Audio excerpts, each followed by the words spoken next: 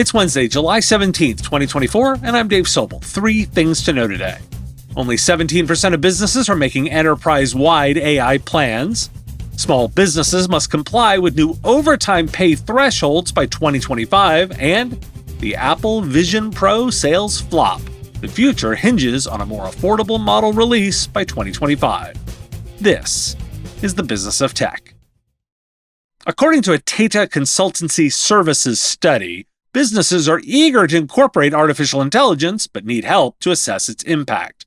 Many companies are unsure how to revamp their operating models and measure the success of AI implementations.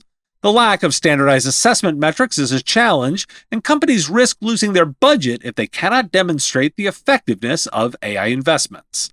While businesses recognize the need to adopt AI, only 17% are actively discussing and making enterprise-wide plans for its implementation.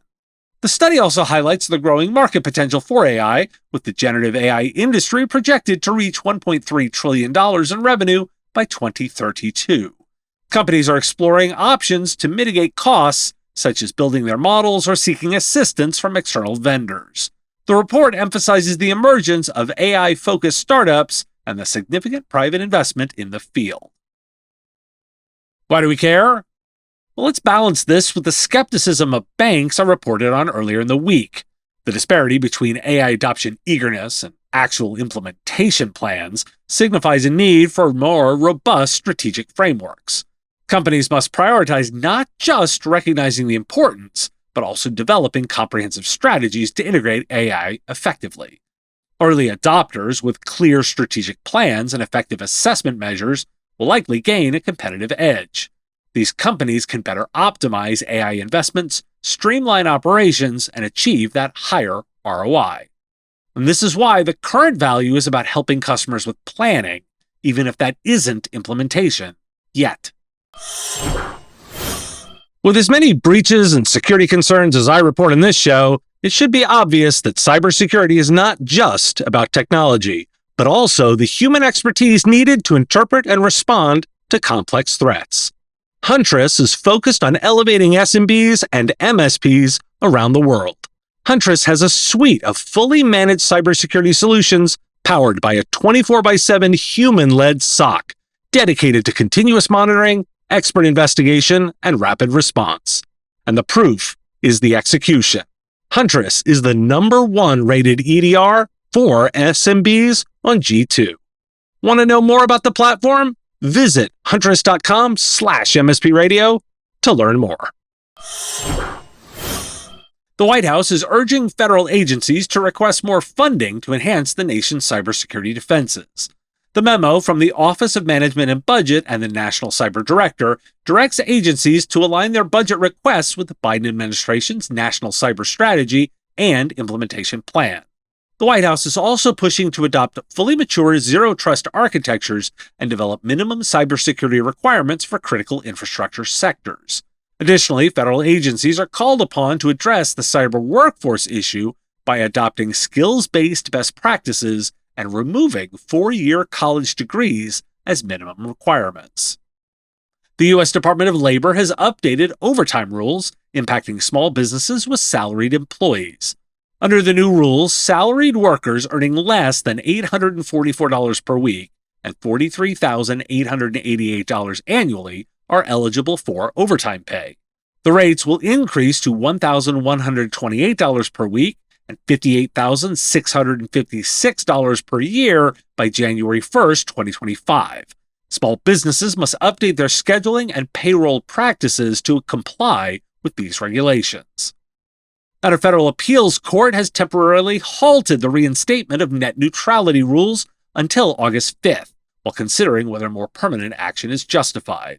This setback comes after the FCC attempts to reclassify ISPs under Title II of the Communications Act. The court's ruling is influenced by a recent Supreme Court decision to strike down Chevron deference, which may weaken the FCC's position. The court has requested additional briefs regarding the application of National Cable and Telecommunications Association versus Brand X Internet Services to this lawsuit. And Microsoft has settled with a cloud infrastructure services provider in Europe over antitrust complaints. The agreement includes changes to address their concerns, such as releasing an enhanced version of Azure Stack HCI for European cloud providers. However, the settlement excludes major cloud providers like AWS, Google, and Alibaba. AWS criticized the deal, stating that Microsoft could make its software more readily available to rival cloud providers.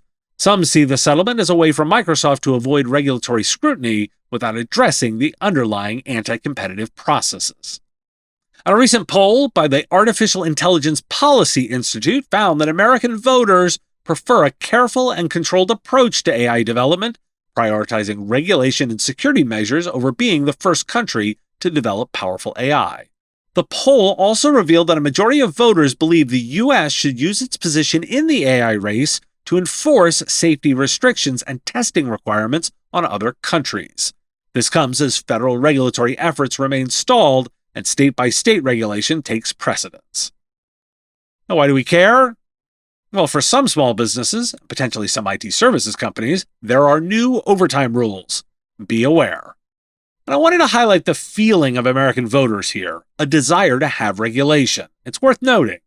Voters also support using the U.S.'s position to enforce safety restrictions globally. Well, lean into your customers' sentiment and help them with their own guidance. Well, let's revisit the Apple Vision Pro, shall we? Market analysts at IDC predict that sales for Apple's Vision Pro headset will remain low in the U.S., dropping off by 75% by the end of August 2024. The headset has yet to sell 100,000 units, and Apple reportedly cut its sales expectations. And Apple has suspended work on its next high-end Vision headset and is focusing on releasing a more affordable model with fewer features before the end of 2025. Apple had initially planned to release two models, similar to the standard and Pro versions of the iPhone. And one use case that's been a success is that the Apple Vision Pro is a powerful tool for disabled users, providing accessibility features that enhance their ability to work, communicate, and enjoy entertainment. Users with physical disabilities, visual impairments, and cognitive challenges can benefit from features like sticky keys, eye tracking, and immersive experiences. If you want more, check out the article in New York Magazine. Now, why do we care? I had earlier stated that 500,000 units would be a success. Well, that will not happen. By a lot. A failed product launch or an early developer kit? Well, the answer is yes. It's worth keeping an eye on, but there's nothing here to see for 2024. And now we know. Looking to reach an audience of thousands of MSPs and IT service providers? Put your ad right here on the Business of Tech and be on the show that 64% of MSPs report having listened to. A recurring top 50 tech news podcast.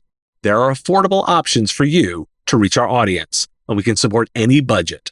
Podcast listeners are more engaged, have a higher level of brand retention, and are more willing to listen to ads here than any other avenues.